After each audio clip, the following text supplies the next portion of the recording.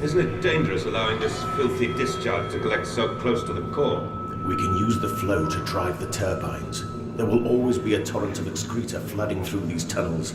We can use this to supplement the steam production and ensure constancy. Dear God, the stench! This fecal matter is the true product of the age. So I'm down in a sewer, apparently.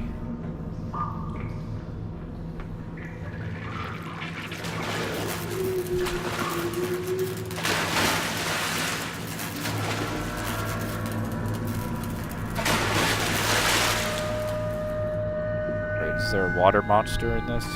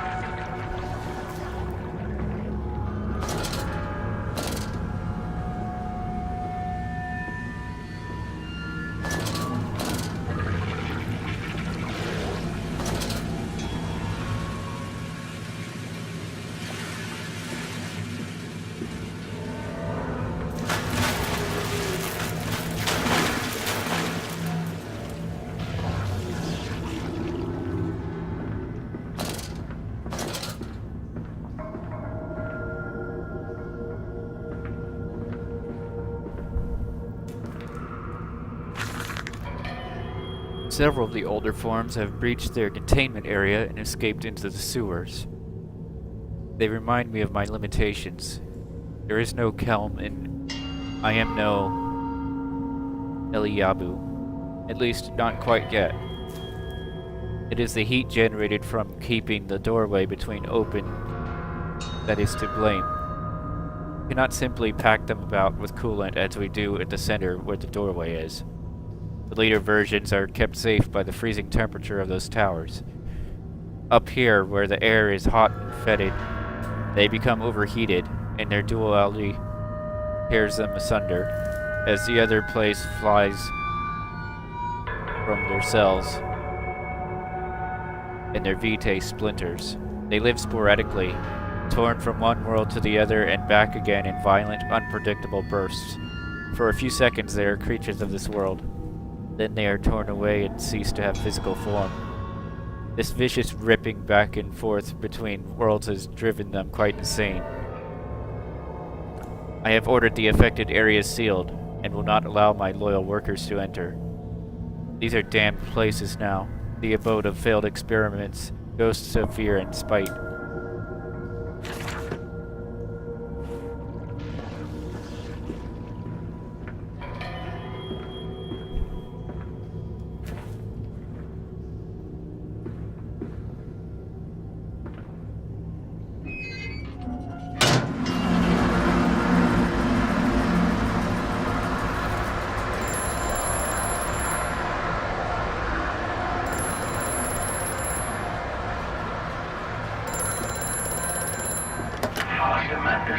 Drain the waters, open the way to the bilge pumps. We are waiting for you. We? Who's we?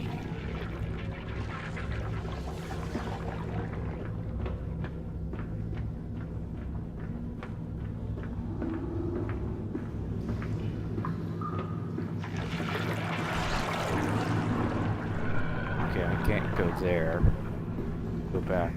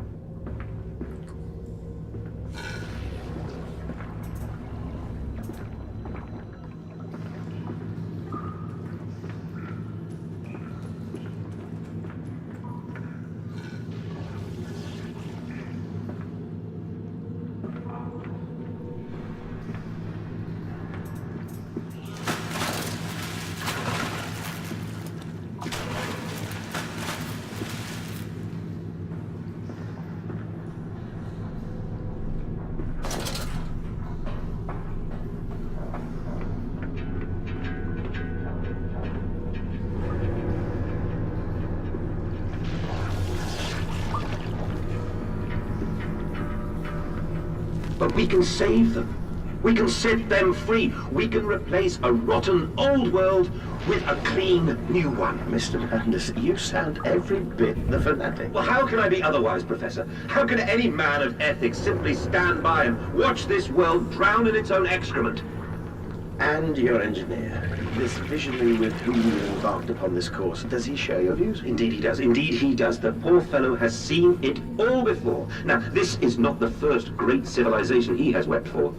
And so you set about things immediately upon your attack. Naturally. These things cannot be left to rot upon the tree. And sponsors were remarkably easy to find.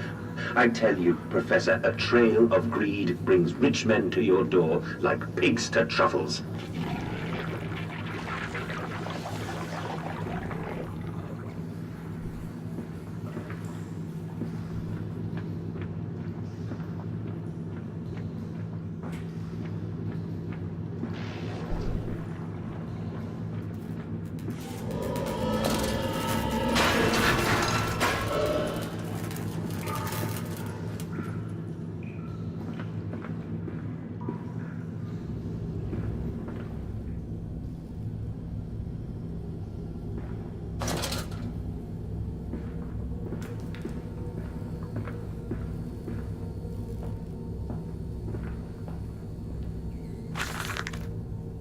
And I said, "Look, my darlings, can you see it?"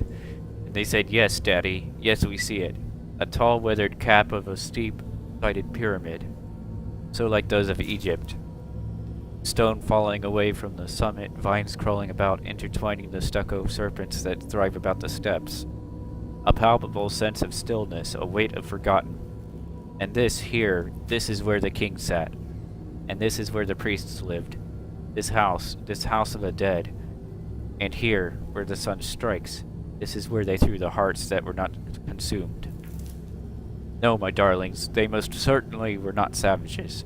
You see, they believed that the sky could fall on their heads, and they truly, truly believed that offering blood was the only way of stopping this from happening. Perhaps, my darling, perhaps they were mistaken altogether, or perhaps their tragedy was they could simply not spill blood enough to prevent the sky from falling in upon them.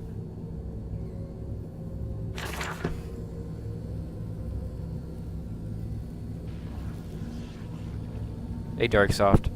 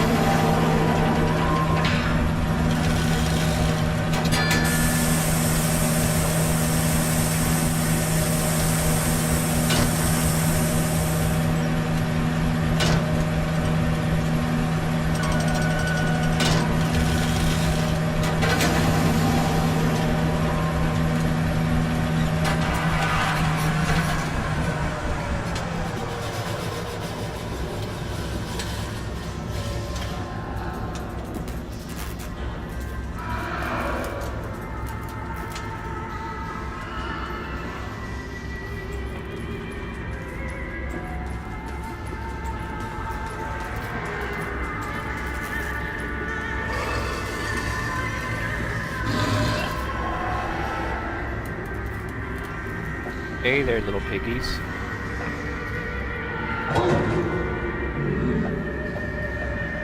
Huh.